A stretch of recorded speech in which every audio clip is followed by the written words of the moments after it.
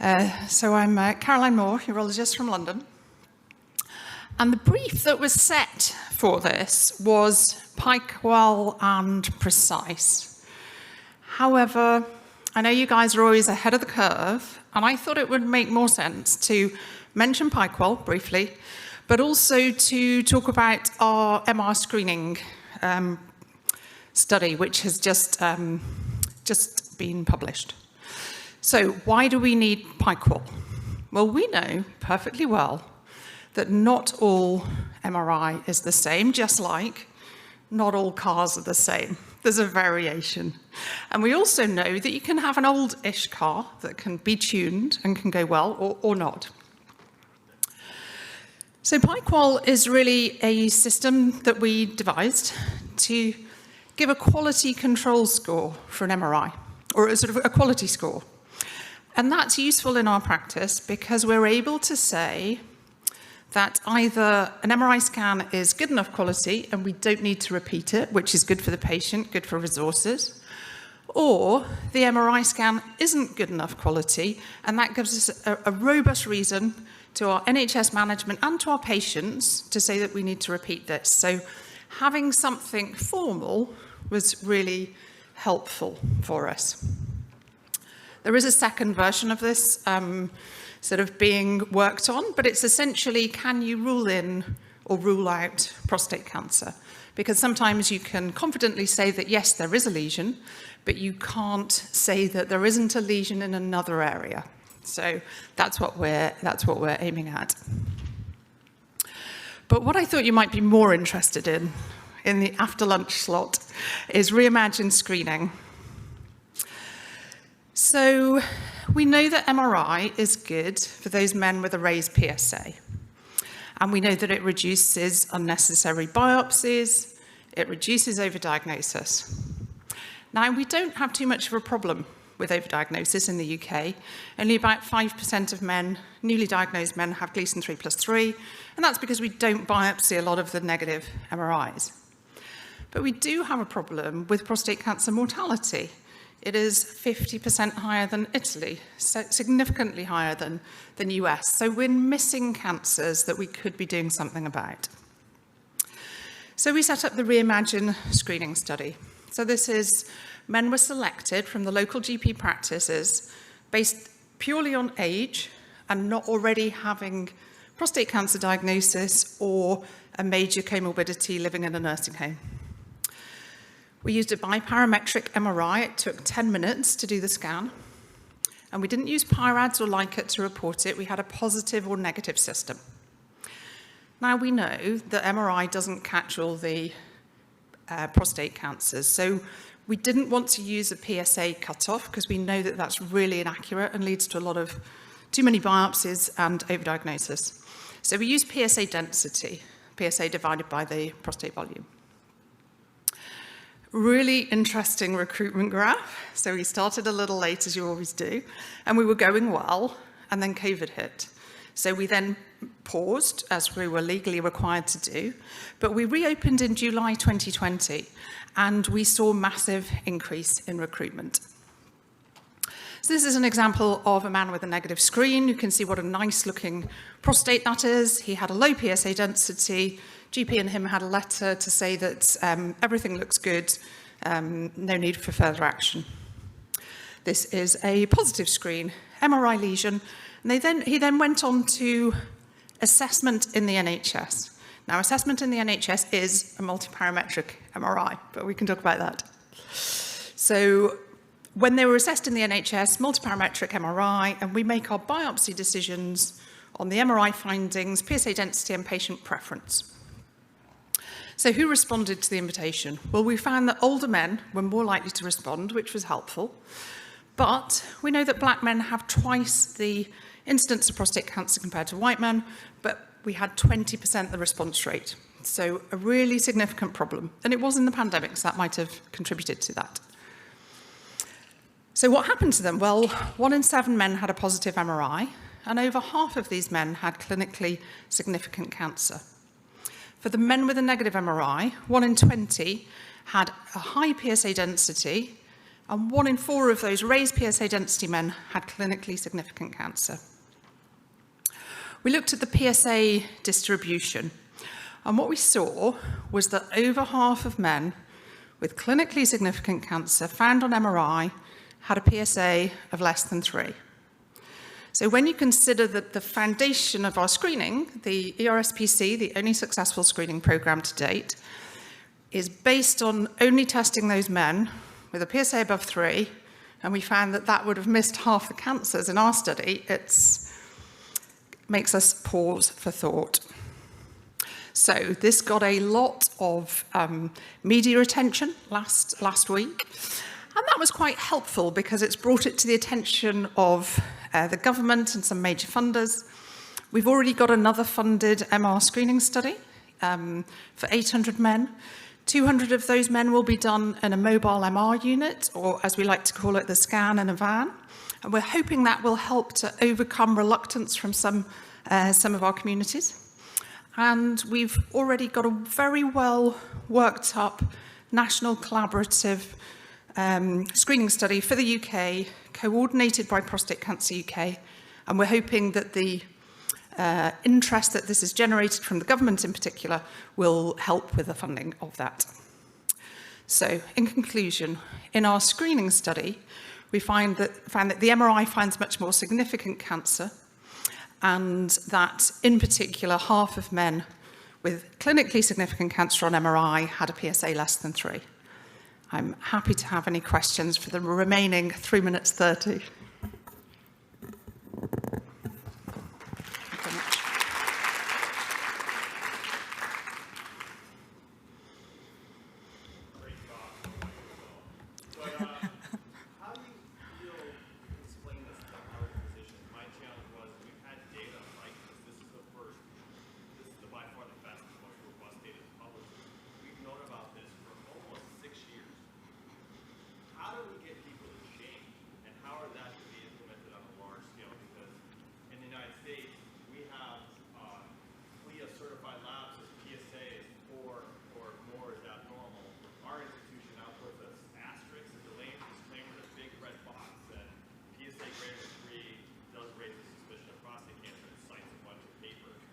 Yeah. Yeah, so we use 2.5 clinically as well, and essentially this is 300 men. So we can't, we're a country with no formal screening program. I'm sure you all know that the only country in the world with a formal screening program is Lithuania. They've got PSA-based screening, massive overdiagnosis. So a 300-person study isn't going to get us a screening program, but we've got the next study, which is multi-center, including the mobile, scan in a van, and more importantly, the big study. So if the big study shows that it's clinically effective and can be cost effective, then I think we can move forward. But in the meantime, for those men who's got a PSA of 2, they don't qualify for an MRI and are worried, I tell them to go back and have another PSA in a year or 2, because we also know that changing PSA is helpful, and that's what we do have available and funded at the moment.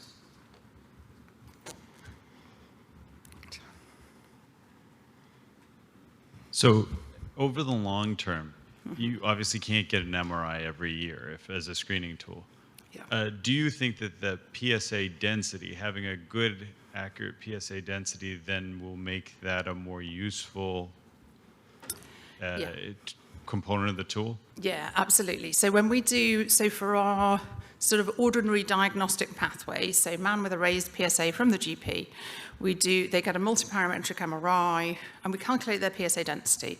So if they've got an equivocal or negative MRI, and we then set the PSA at which they can have another MRI based on their PSA density. So, PSA density is 0.08, we can wait for it to double, this is the PSA at which you get another MRI. And there will be, in terms of a screening program, we know that screening works when you repeat the test over time. I think that the screening interval for MRI will be much longer than it is for PSA, and that maybe you could go 5 years or 10 years, but those are some of the details we want to work out in the big study. Cool. Brilliant. Thank you.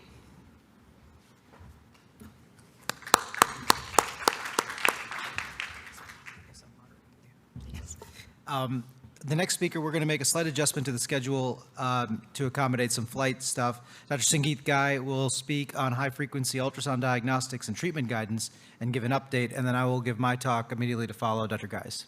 So thank you. Thanks, Raj. And sorry about this. If you can kindly get my slides up. It's a pleasure to be here this afternoon. It's the last presentation in this session. There's been a switch.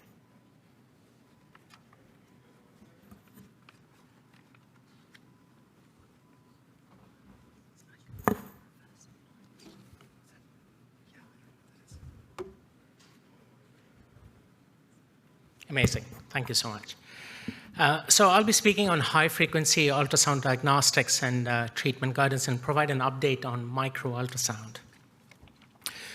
So what is micro-ultrasound? It's basically ultrasound platform which operates at 29 megahertz, provides 3 times the resolution that we have used generally for our truss ultrasounds, the 6 to 9 megahertz platforms. It provides resolution down to 70 microns, which is the size of the prostatic duct, and uses the Primus protocol to identify and target suspicious areas for cancer.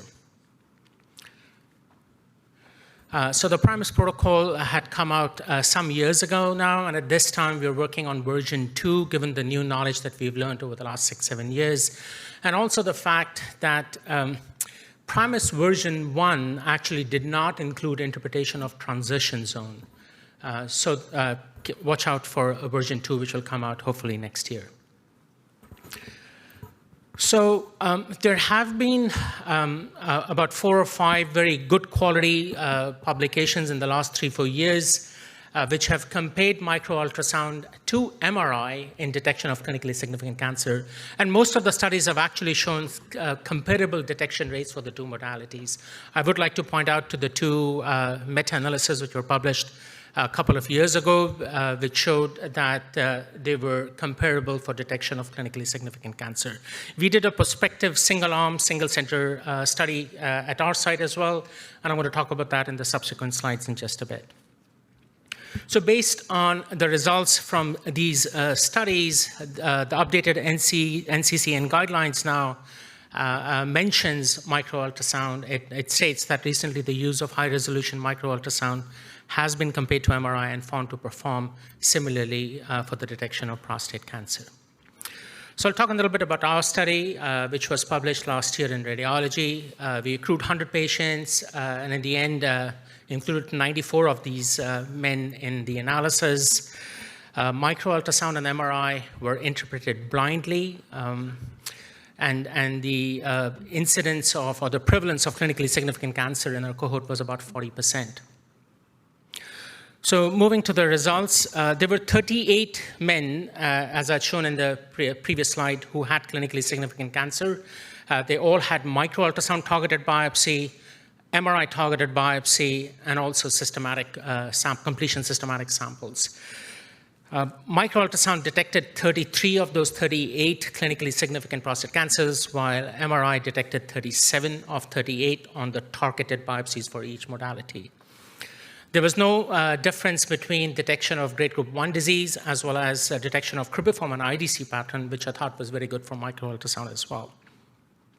But I would like to point out that the number of biopsies avoided with micro-ultrasound was less. It did not perform as well compared to that of MRI. So there were more false positives with micro-ultrasound and a lower specificity with micro-ultrasound compared to MRI. And this is important to note as well.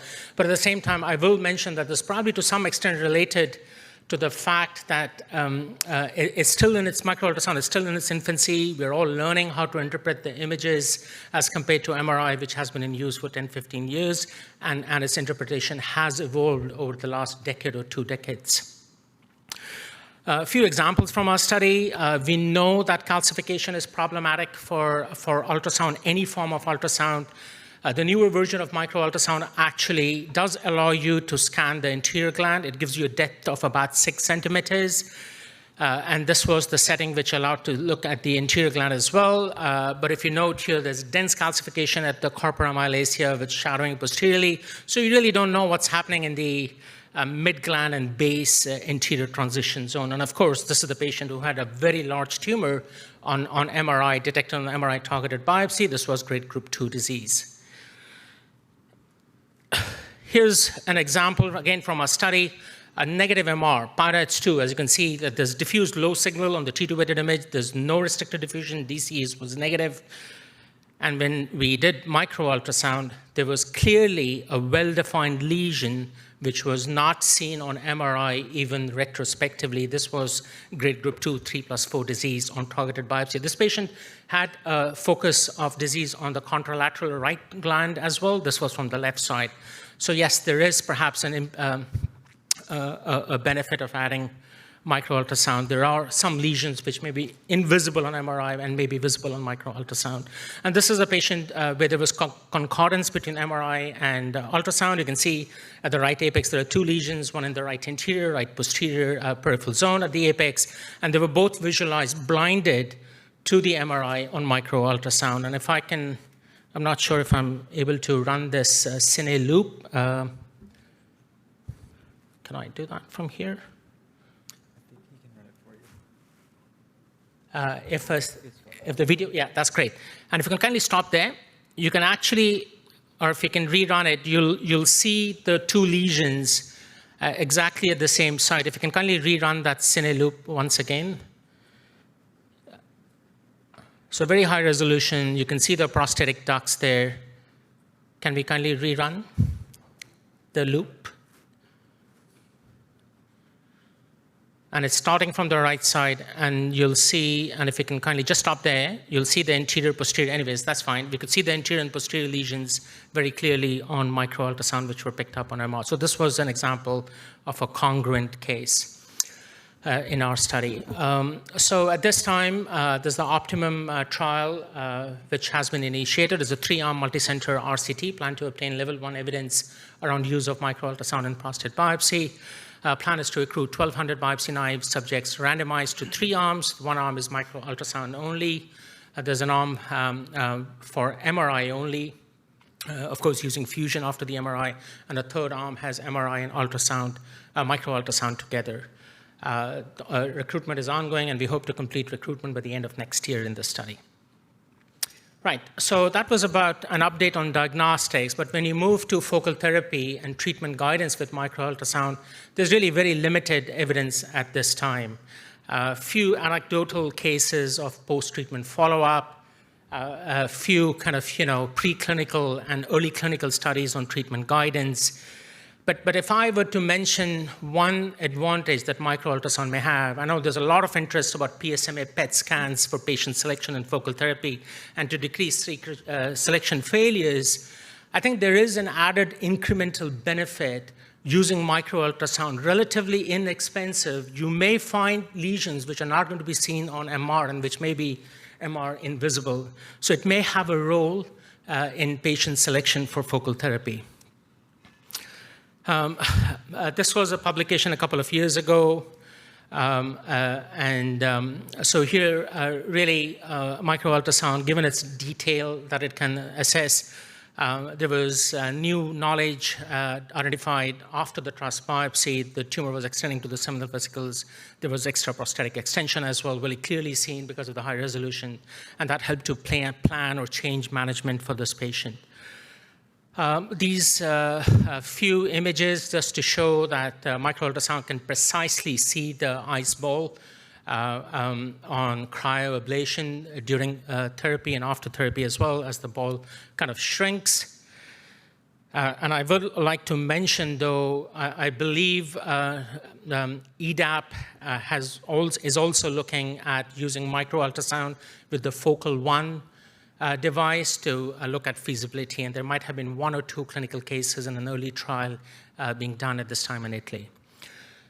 Anecdotal cases of post-therapy follow-up, it may have a role, but it's still early days. I think there's very, very limited data on its role in this regard. I will, however, mention about a preclinical trial and animal experiment that we did at a site at UHN some time ago.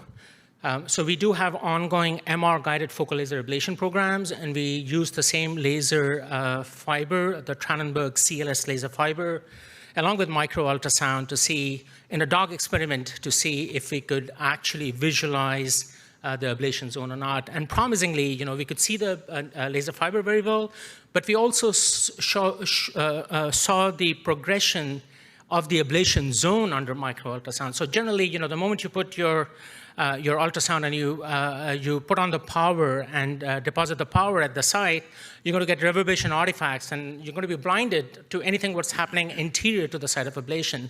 But here we were actually able to see, over a period of time, the ablation zone actually growing, and this may be very promising to attempt focal laser ablation under micro-ultrasound guidance.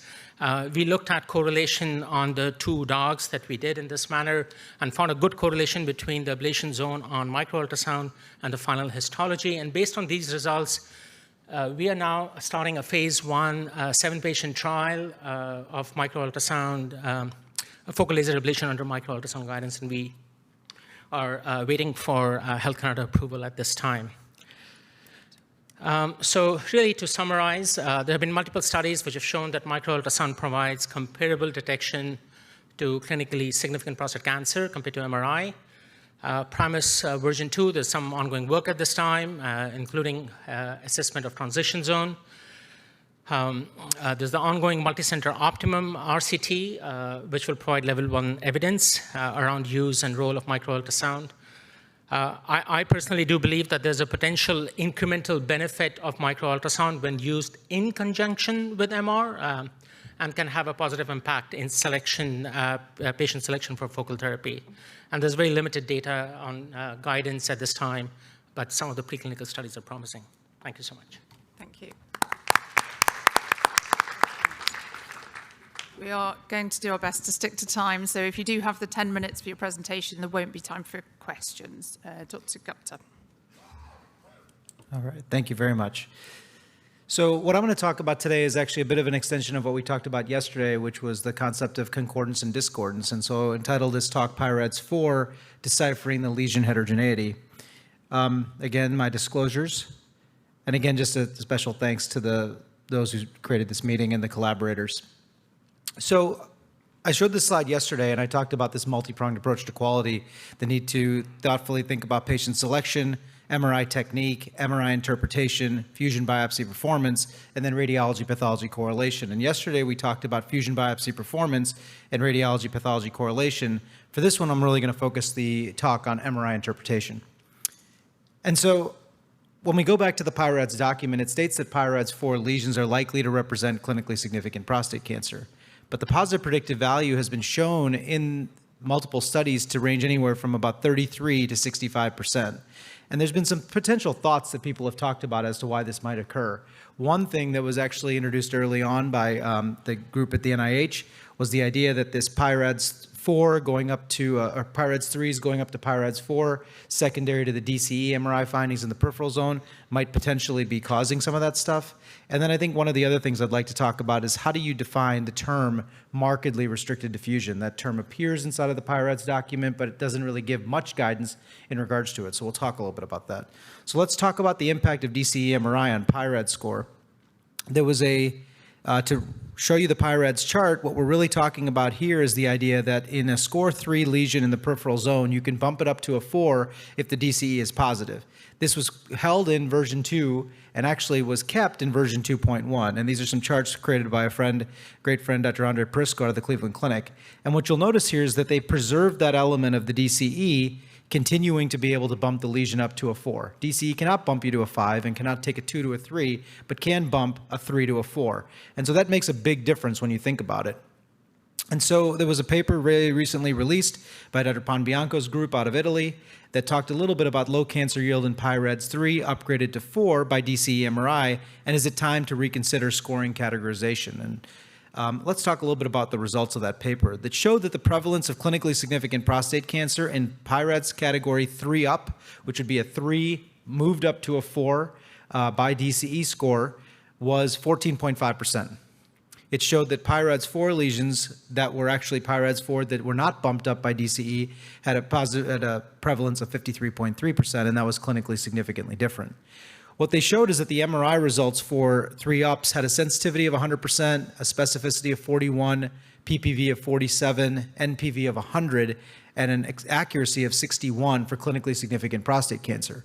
But if you actually take the 3-up lesions and actually add a positive PSA density to a comment made in the last session talking about this, you actually change your numbers considerably. The sensitivity changes, the accuracy changes, and specificity, PPV, and NPV changes. So their recommendations in this paper are that 3-up lesions should not be upgraded, and they should only be directed to biopsy if they're concomitantly associated with a positive PSA density. And so a compelling paper and something to think about. So we come back and we talk about the impact of DC MRI on PI-RADS score. Let's now talk about the concept of what is markedly restricted diffusion. So this term, as I mentioned, has appeared inside of the PI-RADS document for some time. And we talked a little bit about the concept of ADC and high B value. And so what their concept there is that the PI-RADS committee would like the ADC value to be markedly restricted low and the high B value to be markedly high in order to call a PI-RADS 4 or above lesion. And so this is a paper that we just published here very recently talking about quality improvement in these PI-RADS 4 lesions. So again, getting back to the concept, clinically significant prostate cancer likely to be present. We considered a GG2 or above concordant disease at a fusion biopsy. And for the purposes of this study, we considered any GG1 or benign disease to be discordant. So it turns out in our retrospective study of 286 PI-RADS 4 lesions, we had discordant pathology or GG1 and below disease in 66% of the patient population. Okay, 66%. And after we did a QI where we did the imaging re-review, similar to what we talked about yesterday, nearest neighbor matching, correlation with radical prostatectomy pathology, our PPV for clinically significant cancer for PI-RADS 4 disease was only 0.43. We described, it's hard to describe and define what markedly restricted is. It's also hard to define what likely is. I think we'd all agree that 0.43 is not likely to represent clinically significant cancer. So we decided to really push this thing a little forward and use some data that's been out there about using a mean ADC cutoff to determine whether or not a lesion was a PI-RADS 4 plus, is what we called it, or a PI-RADS 4 minus. So using a transition zone cutoff of 800 because of the overlap with stromal nodules, and an ADC cutoff of 1000 in the peripheral zone. And what we basically were able to show in this box plot, for those of you who say this box plot looks a lot like that seminal paper from Hambrock in 2011, you'd be right. It looks a lot like that. And the fact is that 4 plus lesions definitely have clinically significantly decreased ADC values relative to 4 minus lesions. And it happens in the peripheral zone, the transition zone, and the central zone. When we take a look at this chart, just want to draw your attention to this section of it, that the results for non-cancerous lesions in the 4 plus and 4 minus categories, and also the GG1, is that really GG1 and above disease was present in 66% of our 4 plus lesions, and GG2 and above in 52% of our lesions. I'll show you how we actually update those results as we move forward. And those were the ADC value medians.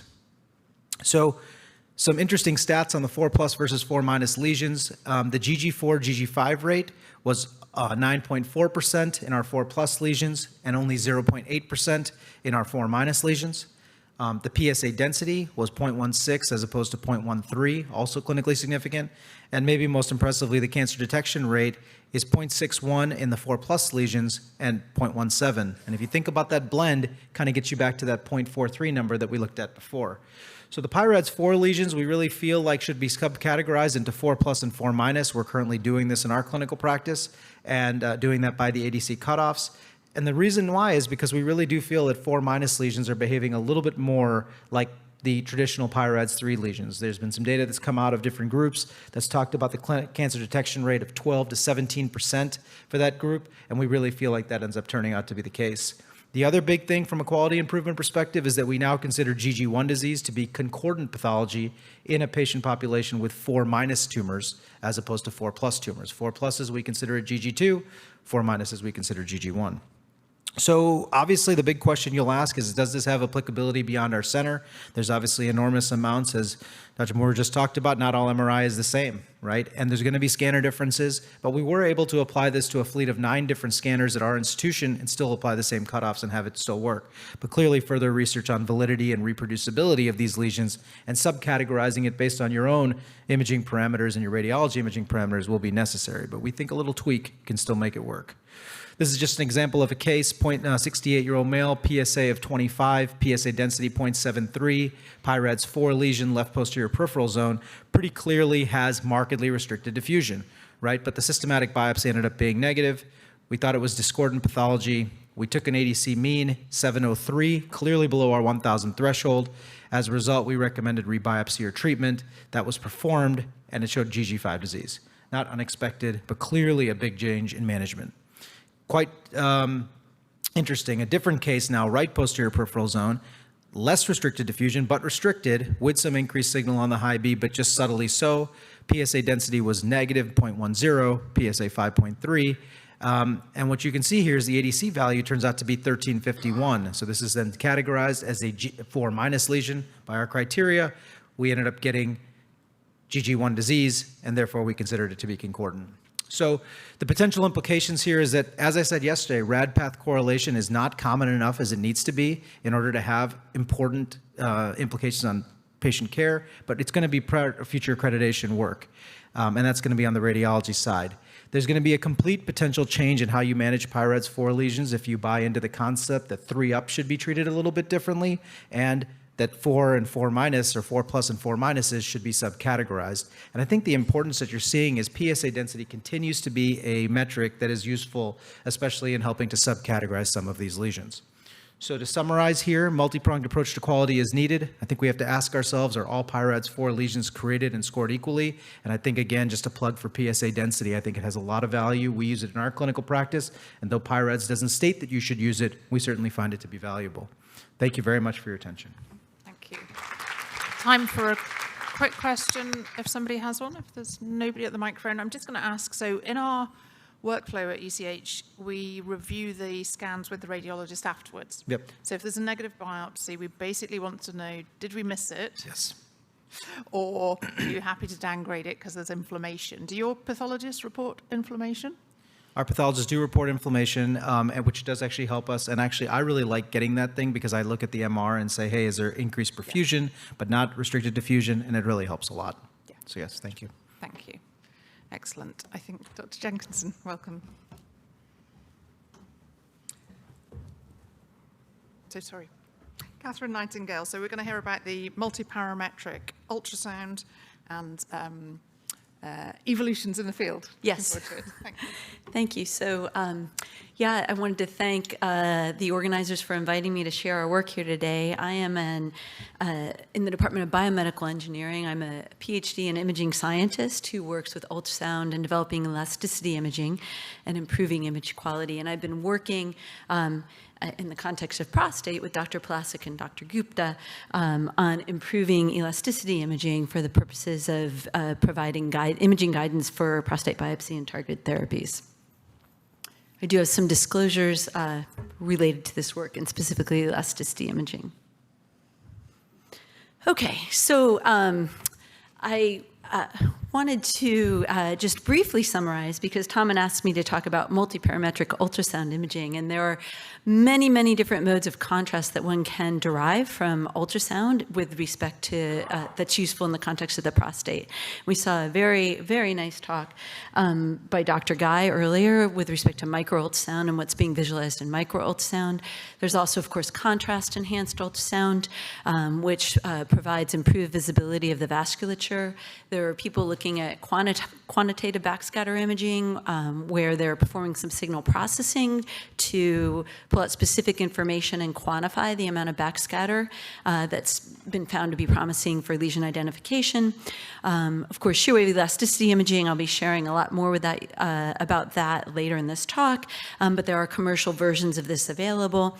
And in the bottom row, this is taken from a summary paper put out by Diaz et al. showing that when MR has identified a lesion, if you go look in the ultrasound of that matched lesion, you can see concordance and visualize the lesion both in the sway elasticity imaging space, also with improved micro vessel density. The SMI mode available on the Canon systems really is, again, an advanced signal processing approach that's allowing one to see vessel density based on blood flow. So there are a lot of possible parameters that one could use to generate multi-parametric images with respect to ultrasound. And of course, as with MRI, adding more mechanisms of contrast to the information to visualize cancers is always helpful and useful moving forward. So in our lab, we've been working specifically with a couple of forms of elasticity imaging called shear wave elasticity and RF imaging. The copper map on the far right is our higher resolution stiffness image. Both of these provide images of stiffness. They're kind of different approaches to doing the signal processing and beam sequencing that we introduce into the modality to create these images. But both the copper map on the right, the dark region, indicates asymmetries in that indicate a region suspicious for cancer. Likewise, in the purple to orange, the purple indicates a higher shear wave speed. That is the type of information provided by the shear wave imaging technologies that are available on some commercial systems. And we're working to provide higher resolution versions of that technology as well. So our idea, instead of doing just a 2D imaging slice, was to take a custom designed side-fire imaging array, which we're showing in the bottom image there, and do a 3-dimensional sweep. So we have an automated rotation stage where we can rotate the probe and intentionally sequentially interrogate different sagittal planes and then stitch that together and make a 3D image, which is how we've made the images, the coronal sections on the top and the axial images in the bottom. More like what's done with MR, actually. One last thing to state, when we got early on, and I've shown these results in the lower right before at this conference, we were obtaining images in men who had chosen to have radical prostatectomies and correlating our imaging findings in those 3D images with whole mass histology, and we found good positive predictive values for regions that we were highly suspicious of, these dark regions in our images. So we've also done some work in combining these images into a multi-parametric ultrasound. Now, again, this multi-parametric ultrasound, we're using some neural nets to blend the information from the B mode images and the RF and sway, the 2 elasticity imaging modes, together to make a single image. And the goal of that network was to maximize the contrast of the cancerous regions. And an example of that in one of our RALP cases is shown on the right, where we see improved contrast with our kind of combined images. Of course, with multiparametric ultrasound, one could do this with any of the different sources of contrast in ultrasound. This is just the focus of our work. So based on kind of the positive findings and the encouraging contrast that we were seeing in those images, we initiated a pilot study where our goal was to see if we could, in a single patient visit, have them come in, obtain a 3-dimensional multi-parametric ultrasound, again, elasticity and ultrasound, identify any targets, go ahead and do a targeted image-guided biopsy of the targets that we identified in ultrasound, and see if we could achieve that all in a single patient visit, with the idea to overcome some of the challenges of multiple visits required for MP-MRI, but also asking the question subsequently that I'll share with you, how can we compare how that works with MR fusion biopsies and also systematic biopsy? So this was kind of a proof of concept to see how we would do. We chose to do this in patients who had lesions already identified and had chosen to receive multiparametric MR fusion biopsy. And we did our 3D imaging first, blinded. We were blinded to the location of the lesions when we did that. And then we did the fusion biopsy. Well, Tom did the fusion biopsy and the systematic sampling. So this is an example of the types of images that we see with our elasticity imaging technology. And what you can see, it's a 3D image, and we're moving from posterior to anterior, and you can see in the right-hand side of the axial image, you can see a dark asymmetric region. We'll go back again. And you can see that we're just starting to bisect it with those coronal slices as we move up, and it's that dark asymmetric region in the peripheral zone that we would want to then go target and perform a biopsy of. You can also see, as we go more interiorly, we get into the central gland, you can see regions of BPH, those bright circular regions, and then you can appreciate the urethra coming through before we start going into noise. Okay. So here, the way this works, we would go through and do a 3D visualization. We'd identify the location that we wanted to aim the needle. We'd rotate the transducer back to that location. We would take a native image plane, so a single imaging plane in that location. We'd identify the dark region in that image. We'd put a Tarker market on there so that in real time, the ultrasound biopsy could be performed in real time to target that location. And again, we have perfect registration between the elasticity and the B-mode imaging when we're doing this because they're obtained with the same sequences. Then we could go in and do a targeted biopsy, and in this case, this turned out to be a Gleason grade group 3 lesion. Here's another example of a lesion that we targeted in another subject that was also a Gleason grade group 3 cancer, clearly apparent as contrast in this image. Okay. The results that we found in comparing, and again, it's a very small subset, 30 subjects, but only 27 actually ended up having cancer. And looking at what we were able to detect with the RFE targeting versus the MRI targeting versus systematic sampling, we see that RFE targeting did not do quite as well with the lower grade cancers, but it did better as we went to higher grade cancers. So that was encouraging, although we did notice there was a fair amount of undergrading between actually all of these imaging modalities.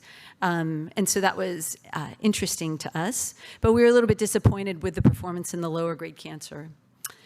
That said, we decided to go back and do a retrospective reader study analysis where we combined both the cases where we had MR imaging information from the RALP study and our RFE images from the RALP study, and in addition, the targeted biopsy studies. And we had 3 readers go back and identify all suspicious regions, labeling some using an approximate PI-RADS score to label regions of suspicion in both the RFE and the MR. And what we found was decent performance across all the cancers, a little bit worse with RFE than we saw with the MR. There was a very small number of high-grade cancers. We missed one of them, all 3 readers missed it in the RFE study, so that was a little bit disappointing. Again, small numbers. But the thing that we found that was challenging was the cancer detection rate. These readers were finding many more lesions in the RFE cases than they were in the MR cases. So our specificity is not there yet. We did find excellent concordance between MP. When we found a lesion and MR found a lesion, we found good concordance between them. And that is what I would take away from this, that adding multiparametric ultrasound to a fusion biopsy is really useful because in the moment, when you're doing that biopsy, you can confirm target location with some of these more advanced ultrasound techniques. And I think that's a really useful thing to consider incorporating into practice when doing these studies. All right, thank you. Great. Thank you very much. I think we'll move to the next speaker. So Dr. Rakesh Shirodkar, AI for prostate cancer segmentation and diagnostic risk stratification on imaging. Thank you.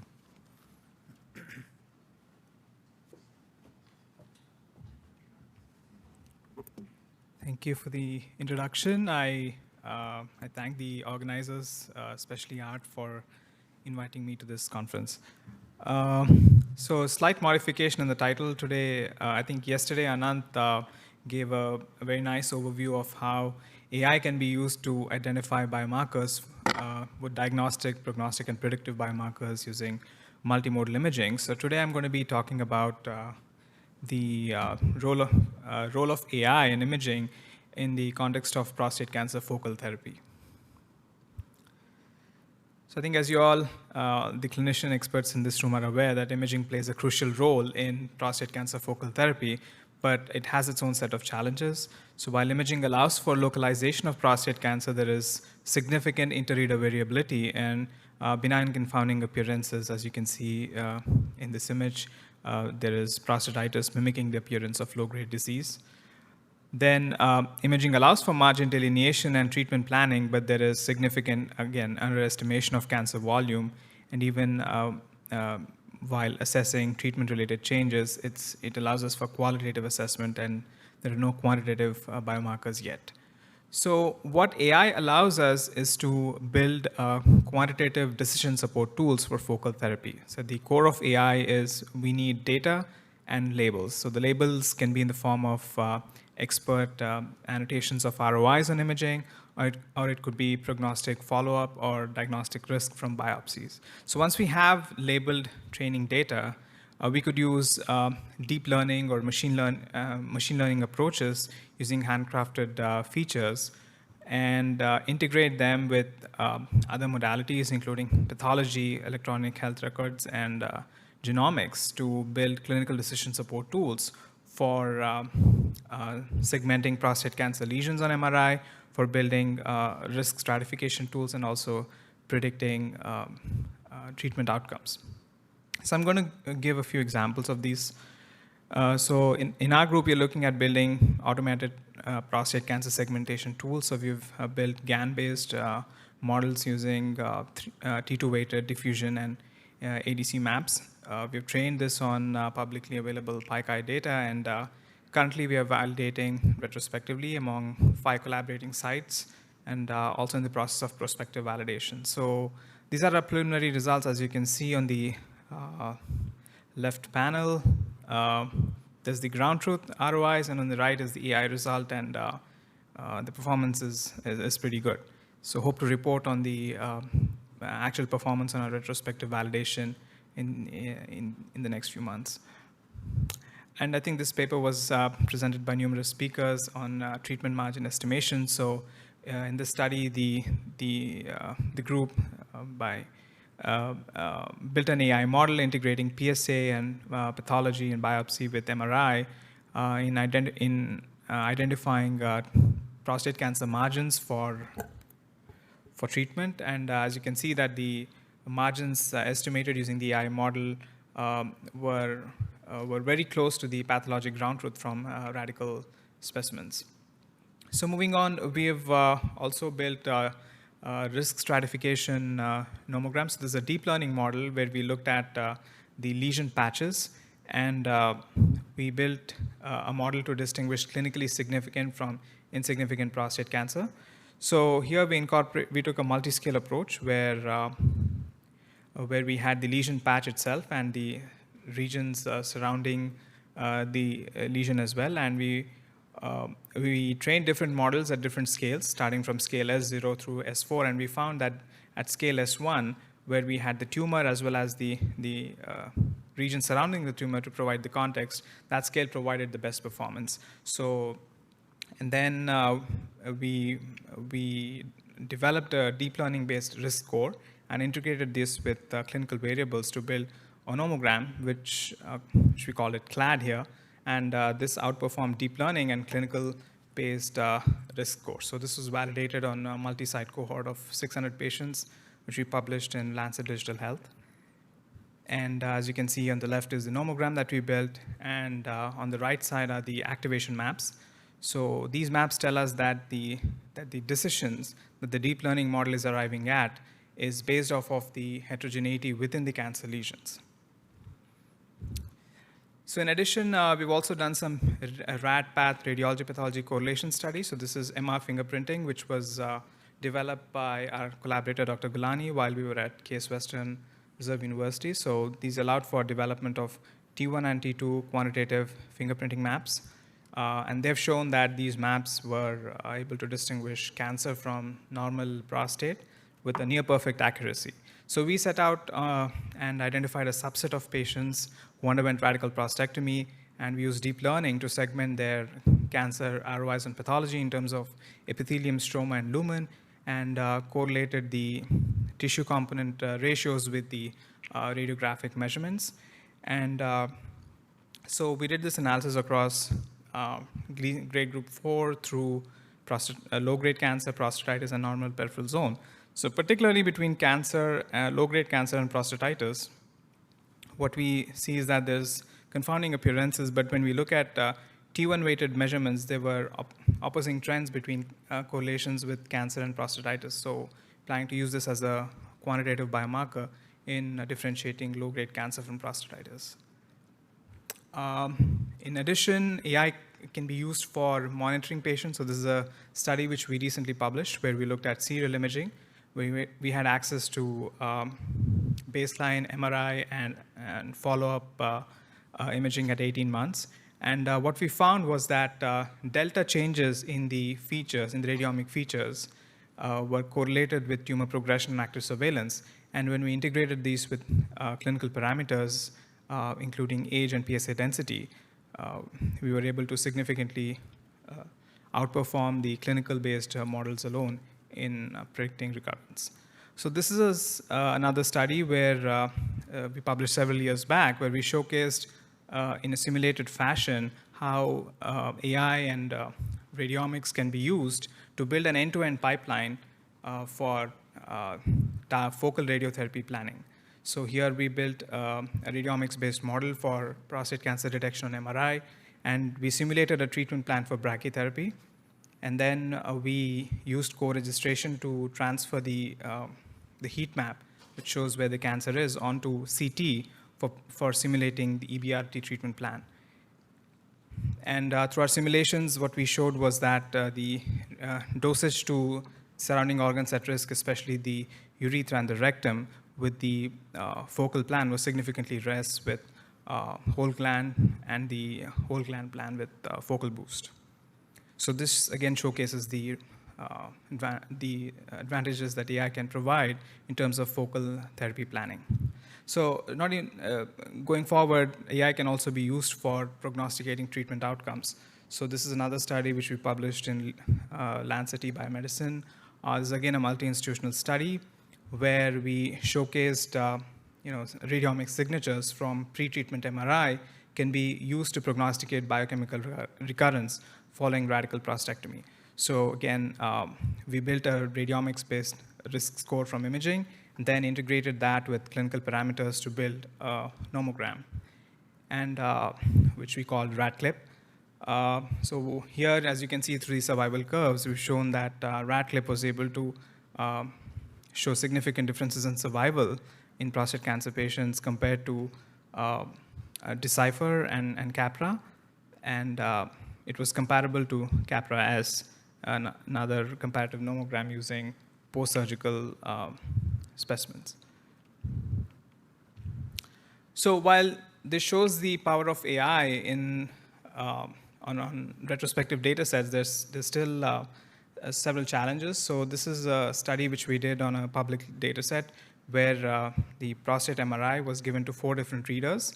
And you see that there's significant variations in how the readers delineate the prostate cancer region. So this is sort of an uncertainty map in the tumor delineation. And we set out to see how this uncertainty impacts the performance of AI in prostate cancer risk stratification. So we built about 4 to 5 models, one for each reader based on their annotations for distinguishing significant from insignificant prostate cancer.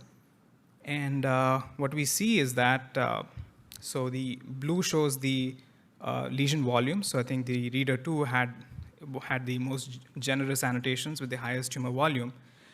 So in terms of training performance, I think the AUCs were almost the same. But on the holdout validation, we can see that there is the changes in the delineation were impacting the performance of the classifier. So I think we are further working on what's the optimal way of annotations.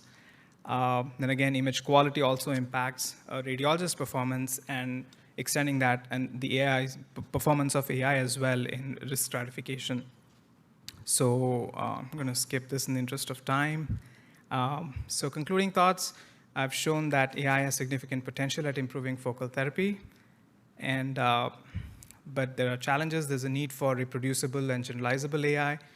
So there's a need for standardizing image quality and account for site and scanner-specific variations. So going forward, we want to validate this on multi-site data sets and prospectively validate and include this within clinical trials. So if anyone wants to collaborate, please do reach out. Acknowledge fundings and collaborators. Thank you.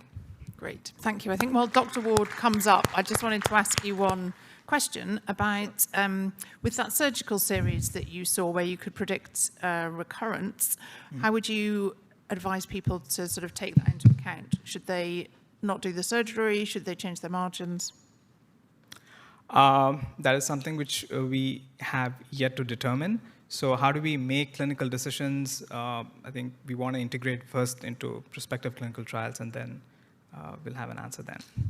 Okay, great, thank you. All right, thanks. There's a question. I had a quick question, yes. Most of the analysis that you've shown there, I think you're only using biometric readings, right? You're not incorporating contrast? Biparametric MRI? Right. Yeah. So we are mostly limiting ourselves to biparametric MRI, because I think that a lot of studies have shown that there is minimal difference between multiparametric and biparametric MRI.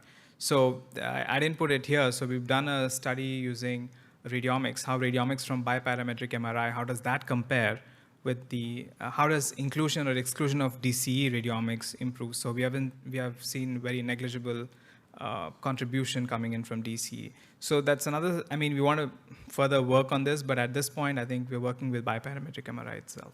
Okay. Thank you. All right, thanks. Thanks.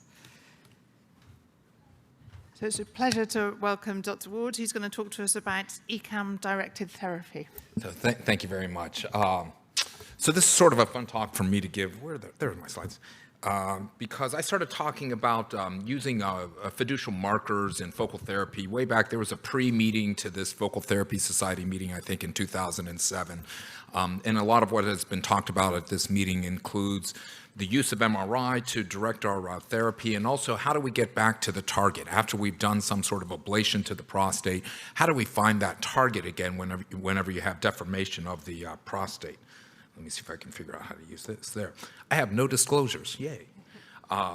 So I'm a little bit like watching a Seinfeld episode. I sometimes go off on tangents, but by the time we get to the end of the story, it actually sort of makes sense. So I'm going to tell you a little bit about what the radiation oncologists do and how they came to this. They actually did a study looking, as you know, radiation oncologists do their mapping for the radiation therapy, their external beam radiation therapy daily. They actually have a big problem trying to determine whether or not they're going to use CT scan or MRI to do their planning daily. So they did a nice randomized trial in which they put people to both CT scan and MR for daily SBRT planning. And clearly they found that using the MRI-guided planning helped them improve or avoid so much toxicity to either the bladder or the rectum there. And that's all you need to get out of those slides. One of the problems, and you guys have all put in fiducial markers for the radiation therapists doing radiotherapy. One of the they have problems with the different type of markers that are available.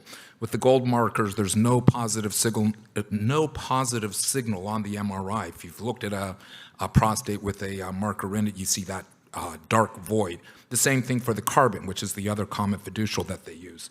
The gold medal also has problems with susceptibility artifact, and it also has something called perturbation, I can't say that word, in which it actually deflects the radiation that's coming in for treatment, and you can actually, there's a very nice histology slide in which the cancer has recurred right around where the fiducial marker is. So you get this scatter effect from the gold, both with when you look at it with a CT scan and when they're actually delivering the radiation therapy. And this is a problem for them.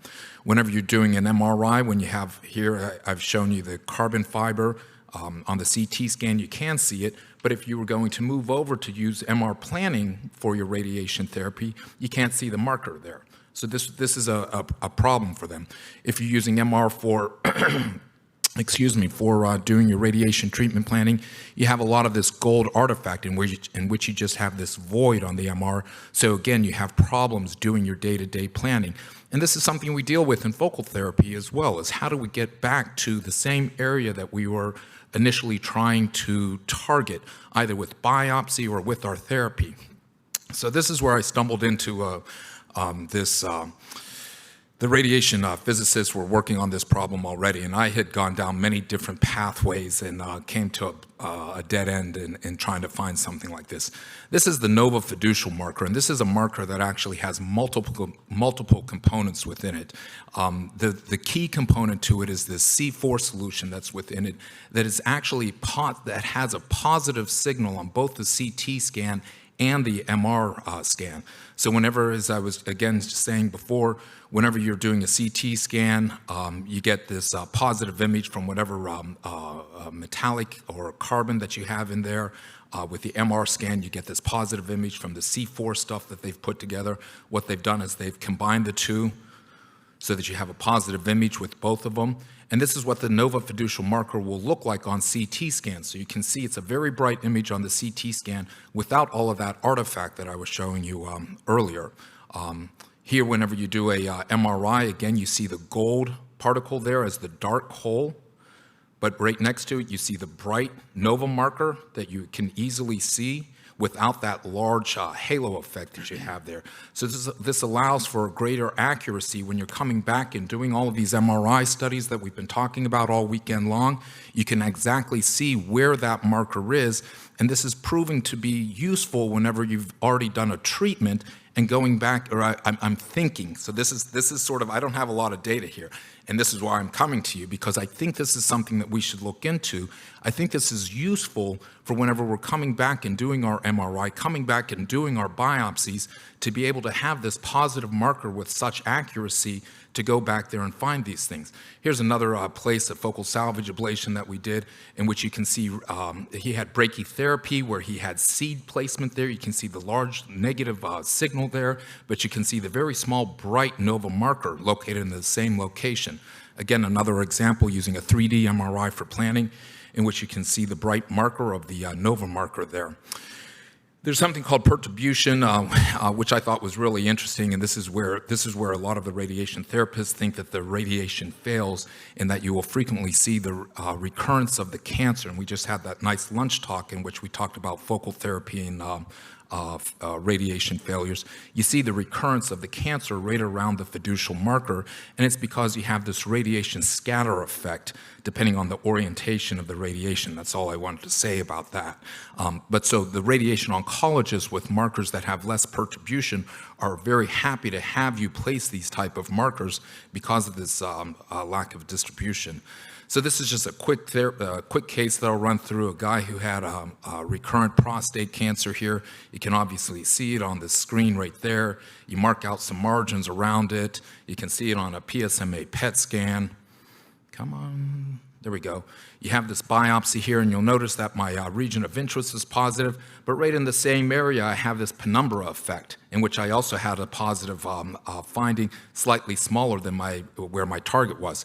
At the time of the biopsy, I actually went and I put these NOVA markers right around where the lesion was located, and you're able to map out then exactly what type of distribution you want for your treatment planning. And that's what we did, and I'll give you some follow-up. We have a few patients that are going on like this. This marker not only shows up as a bright marker on CT scan and MRI, but it's also very easy to see with the ultrasound. It has some characteristics on that outside coating that make it increasingly a positive signal on the ultrasound. You can see it in the same sort of fiducial marker placement.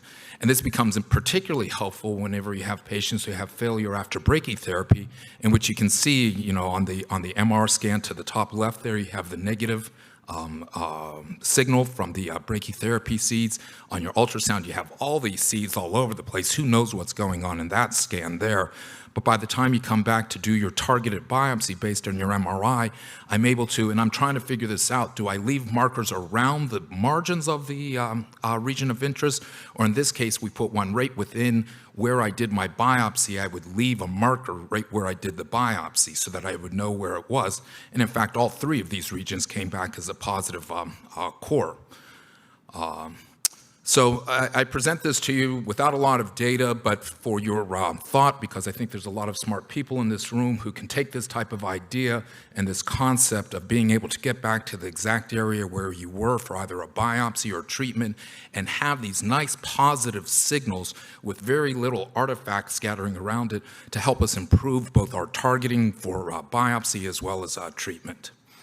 Thank you very much. Oh, and then nothing is possible without great colleagues. All of you are great colleagues in this room. That's why I'm hoping you'll help us figure this out. And these are some of the great colleagues who are much smarter than I am who have helped me figure this out. Thank you very much.